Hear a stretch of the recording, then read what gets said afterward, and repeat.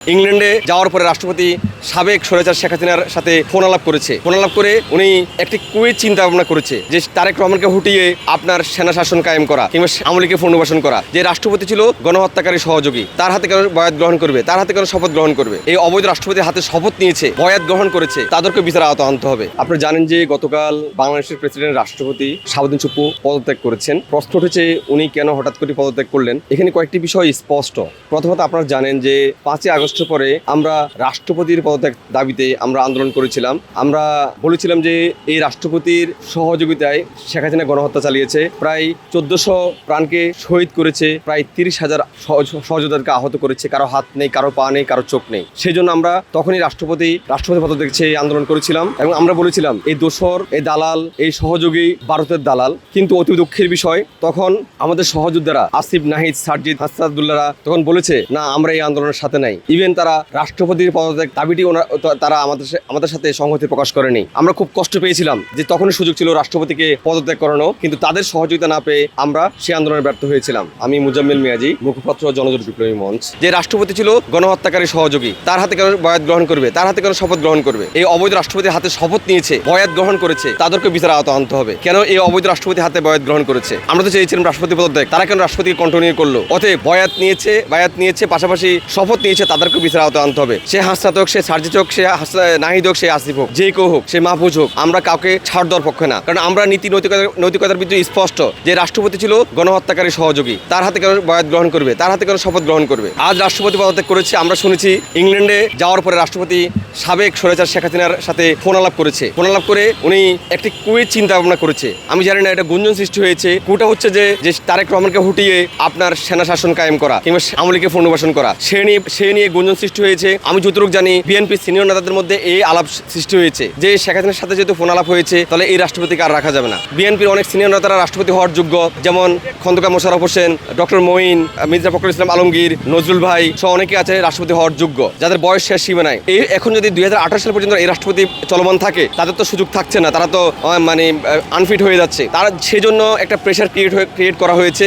Even এই গুঞ্জন যে রাষ্ট্রপতির সাথে শেখ হাসিনার ফোন আলাপ। পাশাপাশি আপনারা জানেন যে 11 দলীয় ঐক্য জোট একটা আন্দোলন করছে রাষ্ট্রপতি পদত্যাগ সহ অনেকগুলো দাবি নিয়ে, গণভোট নিয়ে। তাদের এই দাবিটাও এখানে আপনার চলে আসছে। তো ওভারঅল প্রেক্ষাপটে রাষ্ট্রপতি আসলে নিজ ইচ্ছে রিজাইন করেছে, অসুস্থ হয়ে রিজাইন করেছে আমি বিশ্বাস করি না। তার যে ভয়েস টিউন, তার যে টিউনটা আপনার ডিবিসি নিউজ দেখেন, সে স্পষ্ট করে কথা বলে। আজকে একটা নিউজ দেখলাম, সেই এমনভাবে কথা বলে, তার কনফিডেন্স লেভেল অনেক হাই। সে অসুস্থ হতে পারে না। একটা বৃদ্ধ বয়সে অসুস্থ হয় সেটা অন্য বিষয়, বাট সেই অসুস্থ নয়, সে আপনার রিজাইন করতে বাধ্য হয়েছে। বিএনপি তাকে তাদের সুবিধার্থে আপনি নির্বাচন পর্যন্ত রাখার চিন্তা ভাবনা করেছিল, কিন্তু আমরা দেখলাম নির্বাচনের পরেও বিএনপি কন্টিনিউ করলো। কারণ আগামী 5 বছরের নির্বাচন যখন হবে, তখন বিএনপির হাতে যাতে ক্ষমতা থাকে, রাষ্ট্রপতি যাতে তাদের হাতে থাকে, সেজন্য বিএনপি 6 মাস সময় নিয়েছে। সে 6 মাস সময় নিয়ে বিএনপি এই 6 মাসের মধ্যে এখন রাষ্ট্রপতিকে রিজাইন করতে বাধ্য করেছে। কারণ আমরা মনে করছি যে আমাদের দেশকে স্থিতিশীল করতে হলে আগে গোয়েন্দাদের স্ট্রং থাকতে হবে, দেশের পক্ষে কাজ করতে হবে, জনগণের পক্ষে কাজ করতে হবে এবং সরকারের পক্ষে কাজ করতে হবে। যদি সরকার কাজ না করে, তাহলে সরকার উচিত এটা ফাইন্ড আউট করা, কেন এ ধরনের ঘটনা ঘটলো।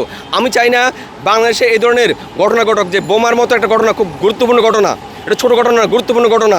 এই ঘটনা দিয়ে অনেক কিছু করা যায়, জঙ্গিনারে সাজানো যায়। এখানে এমন একটা বোমাটা ফুটলে এমন হতে পারে যে অনেকে আহত হতে পারতো, অনেকে মরে যেতে পারতো। সিসি ফুটেজ বের করতে হবে, কে বোমা আনলো, তাকে ফাইন্ড আউট করে পুরো চক্রকে বেনিশ করে দিতে হবে। যদি বেনিশ করে না দেওয়া যায়, তাহলে আমি মনে করছি যে এই তারেক রহমানকে নিয়ে, দেশকে নিয়ে, সরকারকে নিয়ে, ইভেন আমাদের এই জনগণকে নিয়ে গভীর ষড়যন্ত্র চলছে। কোন একটি গোষ্ঠী ষড়যন্ত্র করছে আমাদের দেশের বিপক্ষে। আমাদের আরও বেশি সাবধান হতে হবে, আরও বেশি সতর্ক হতে হবে। বাংলাদেশ হচ্ছে যে আপনার তাদের গুরু, স্টুডেন্ট আন্দোলনের গুরু, জেনজির আন্দোলনের গুরু ভারতের কংগ্রেস জনতা পার্টি, সিজিপির নেতৃত্বে একটি আন্দোলন গড়ে উঠেছিল। এই আন্দোলনটি এখনো চলমান। এই আন্দোলনের কংগ্রেস জনতা পার্টি কেন নাম দেওয়া হয়েছে? ভারতের বিচারপতি আপনার বেকারদের নিয়ে বলেছিল যে বেকাররা তেলাপোকার মতো ছড়িয়ে গেছে। ভারতের একজন স্টুডেন্ট আমেরিকা থাকা অবস্থা একটি পেজ খুলে, তার নাম হলো যে কংগ্রেস জনতা পার্টি, তেলাপোকা জনতা পার্টি। এটা বিজেপির বিকল্প একটি পার্টি। অতএব যখন সে একটা পেজ খুলে, আমরা দেখেছি হুবহুব করে এক সপ্তাহের মধ্যে কয়েক বিলিয়ন ভিউয়ার্স হয়ে যায়। তার এটা ভাইরাল হয়ে যায়। তারপরে এটা নিয়ে আন্দোলন সৃষ্টি হয়। তারা প্রথমে বিচারপতির পদত্যাগ দাবি জানায়, পরবর্তী শিক্ষামন্ত্রীর পদত্যাগ দাবি জানায়। এখন বর্তমান যে আন্দোলন চলছে, শিক্ষামন্ত্রীর আন্ডারে প্রশ্ন ফাঁস হয়েছে, আপনার বিভিন্ন ধরনের সমস্যা সৃষ্টি হয়েছে স্টুডেন্টদের। এই দাবিতে তারা আন্দোলন করে, অর্থাৎ শিক্ষামন্ত্রীর পদত্যাগ দাবি করে। আমি অবগত করে রাখি, আপনারা জানেন যে এই জেনজির এই আন্দোলনটি মূলত, যদি আপনি জেনজির আন্দোলন আপনার ইন্ডিকেট করেন, তাহলে Bangladesh is the premium premium version, বাংলাদেশের প্রিমিয়াম ভার্সন। বাংলাদেশ হচ্ছে যে আপনার মানে তাদের গুরু, স্টুডেন্ট আন্দোলনের গুরু, জেনজির আন্দোলনের গুরু। বাংলাদেশ থেকে উৎস হয়ে আপনারা দেখেছেন নেপাল আন্দোলন করেছে, মিশর আন্দোলন করেছে, পাকিস্তান আন্দোলন করেছে, ইভেন বর্তমানে ইন্ডিয়া আন্দোলন চলছে। আমরা দেখেছি যে তাদের যে স্লোগানগুলো ছিল, এই স্লোগানগুলোর সাথে আমাদের অনেক স্লোগান মিল আছে। তাদের আন্দোলনের গতিগুলো, আন্দোলনের যে মুভমেন্টগুলো ছিল, মুভমেন্টের সাথে আমাদের মিল আছে।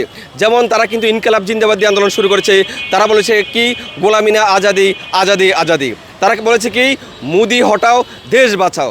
আমরা বলেছি শেখ হাসিনা হটাও দেশ বাঁচাও।